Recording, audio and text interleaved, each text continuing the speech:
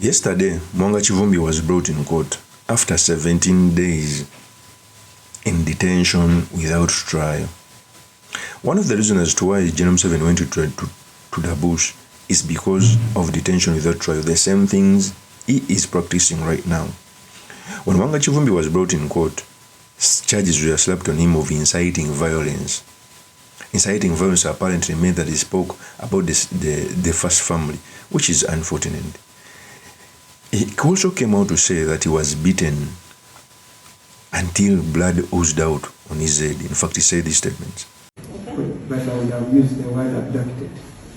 But I'm saying I was picked on a roadblock mounted by Uganda Police Force at Mpigi. While I was questioning why I was being told to grant to the Mpigi police station, a drone just appeared, and if I say much, they picked me out of my car.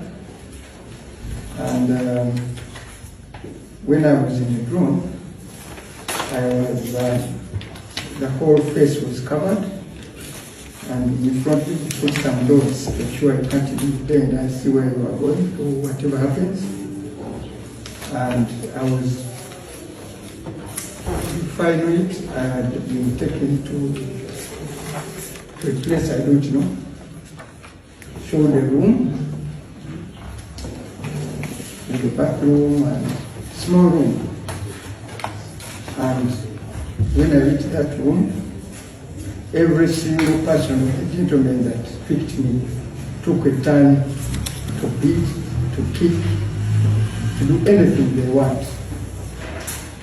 Up until when I was hit on the head here, and a lot of blood was oozing out. That's when they stopped beating. And even now, if you look at the scar on the head, I have a fear whether I don't need to do a scan to establish whether there is a damage on the scar. All my bodies, and I've been examined by the doctor and police. Immediately after that, they applied some chemical and tried to stop the bleeding, and they said the doctor will come in. The doctor never appeared until the next day, around midday. And when he examined me, he was also careful whether I didn't need a scan on the head. And later on, went, bought some medicine, and in the night, they began to rehabilitate me. A process that lasted a week, where they would do it morning, midday, and in the evening. It was as painful as the beating. So, after, to treat the wounds. I have some of them, like here. This is how they look like. If I would be permitted to do my vacuum to see most of the beating. But for some reasons I did not. But they are captured very well at the police station. The doctor examined me, and I don't know whether that record is for court, and all that sort. So, and that place where I was not permitted. I've been inside that room ever since I entered it. It has just a small car window, and that's all we have for 19 days. Until this morning, when they brought my coat, I said, your days here have ended, can you bear? And the next, that 20 minutes I was picked, again covered with all my face, and the final it I was, by the time they removed it was towards Natete. That's when I knew I was in Kampala, and around Natete, and Natete police station, going to this place. So my prayer is that I need. That is Mongachi Kivumbi. There is a pattern that is becoming normal. I normally tell people that the day we will see abnormal things becoming normal in society is when the fabric of society has started collapsing. When you see death as a normal thing, just know that you've seen a lot of deaths. Because it's only a person who sees death as normal because of seeing other people die many times. Abduction has become so rampant. Yesterday I was in town and I think they were talking about Mongachi Kivumbi's abduction because the case was ongoing. And people were speaking about abduction so casually that a whole human being can be taken by the state, by the UPDF, by the CMY for 30 days, for 1 month, for 2 months, and it becomes business as usual. Because this is the tool that's being used. And what happens in detention, it is torture. Big men being beaten. There's a person who talked about it was during Kaikora's era. Every time they abducted you, it was torture, beating you to the pulp. Remember what happens to Kakwenza. Remember what happened to other people. So the purpose of this video, I've come to talk about Mongachi Kivumbi's case, what it means for our politics, and most importantly, the sedimentaries you can learn from the politics of our nation. But before I do this, I want to let you know that if you're new to this channel, please subscribe. And if you're watching this video from a different platform, please head on to YouTube, type in Sula Mawagari. There's a lot of content of this nature.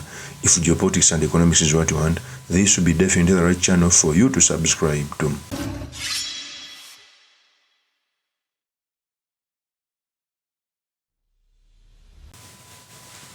So, Mongachi Kivumbi was facing terrorism.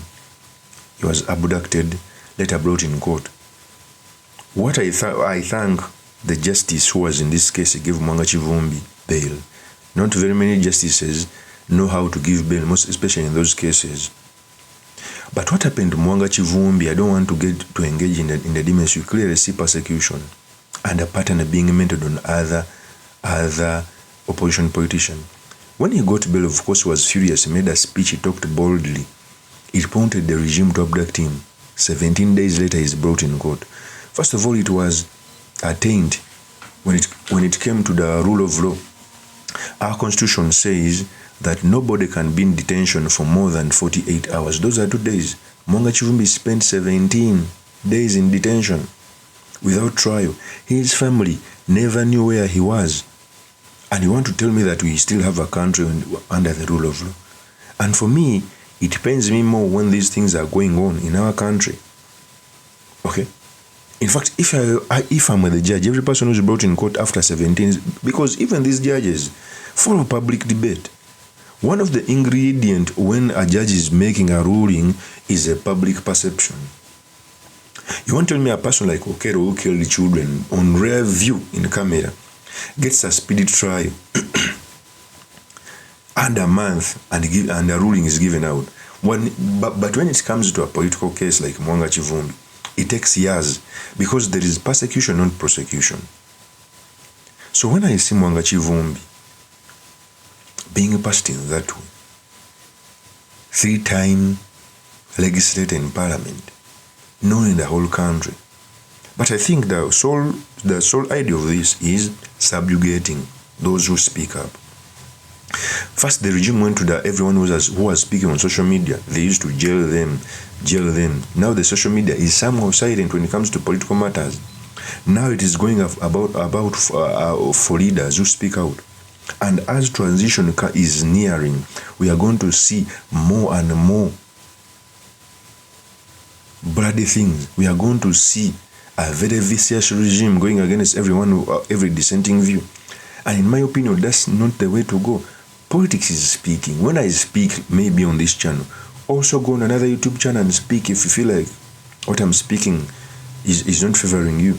But settling politics through the judicial, the criminal justice system, settling politics through the CMI, the UPDF abducting you, only breeds hate in the hearts of very many Ugandans.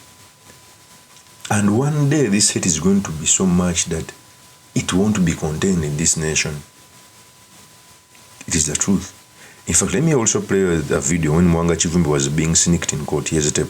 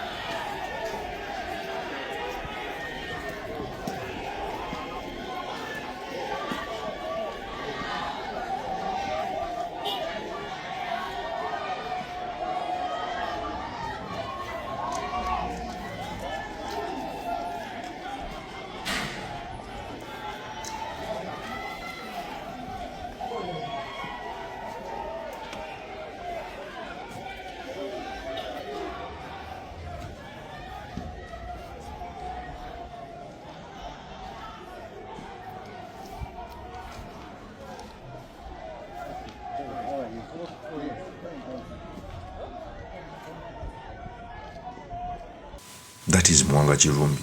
Later he was remanded. I hope he gets bail.